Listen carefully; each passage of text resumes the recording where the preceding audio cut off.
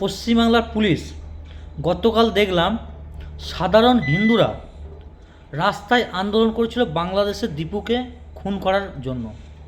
দীপু খুন করা হয়েছিল কেন? কারণ হচ্ছে আরবের ওই আসমানি কিতাব, যে প্রশিক্ষণপ্রাপ্ত জঙ্গি তৈরি করার আসমানি কিতাব কোরআন, সেই কোরআনের অনুমতিতে যে দীপুকে খুন করেছিল মুসলমানরা, ওই কোরআন, আরবের যে কোরআন আছে, ওই আসমানি কিতাব, জঙ্গি কিতাব, গোটা ওয়ার্ল্ডে ওই একই সিস্টেমে, ওই কিতাবের সিস্টেমে ওই মুসলমানরা কাজ করে।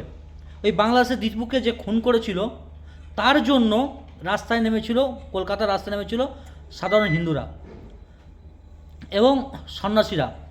আর পশ্চিমবাংলা পুলিশ কী করলো? তাদের উপরে মানে ড্যামেজ কন্ট্রোলের নামে কী গণপিটুনি করেছে, অনপিটুনি, এমনকি মৃত্যুর সঙ্গে লড়াই করছে। এর থেকে কী বোঝা যাচ্ছে?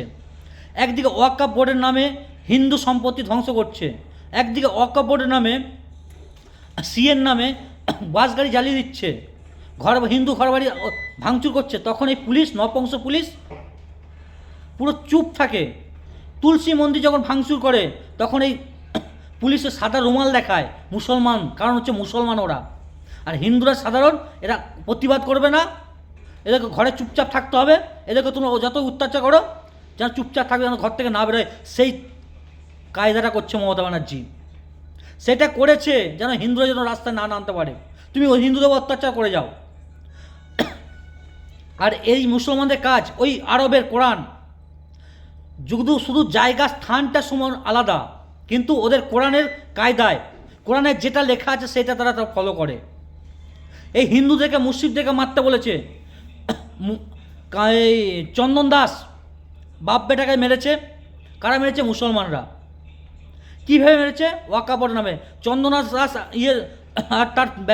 দাস আর তার দুই বাপ বেটা কিচ্ছু জানতো না, কোনো কিছু এর মধ্যে সম্পর্ক ছিল না, তারা কিচ্ছু জানে না। এবং তারা কি বামপন্থী, তারা ধর্মে গোড়ামিও নয়, কারণ যে ধর্মে গোড়ামি তারা পালন করে তাও নয়, তারা হচ্ছে বামপন্থী। তা সত্ত্বেও তাদেরকে মেরেছে। কারণ কি? তার ঠাকুর বানাতো, ওই ঠাকুর ওখানে পুজো হতো, এই কারণে মেরেছে। শুধু জায়গা স্থানটা আলাদা, সময়টা আলাদা, কিন্তু কাজটা একই।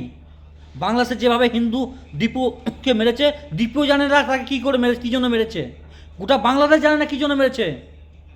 কারণ ওই একটাই গ্রন্থ, সে হচ্ছে কোরআন, আরবের জঙ্গি কোরআন, আরবের জঙ্গি আসমানি কিতাবের কোরআন, ওই একটা গ্রন্থ।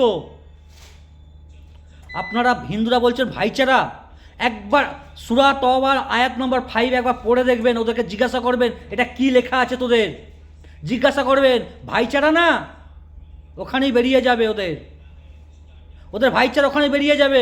যদি বলে এটা ভুল প্রমাণই করতে পারে ওদেরকে দিয়ে, ওখানেই ভাইচারা বেরিয়ে যাবে। সময় আছে এখনো, হিন্দু জাগুন। এই যে কলকাতা পুলিশ, মমতা ব্যানার্জি ওবিসির নাম করে সব মুসলমানদেরকে ঢুকিয়েছে। এই যে ড্যামেজ কন্ট্রোলের নামে হিন্দুকে মেরেছে যেন দ্বিতীয়বার যেন রাস্তা না নামতে পারে, ড্যামেজ কন্ট্রোলের নামে। এটা কিন্তু, এটা এখন যে মুসলমানরা আছে তারা কিন্তু এটা করেছে তাদের আসমানি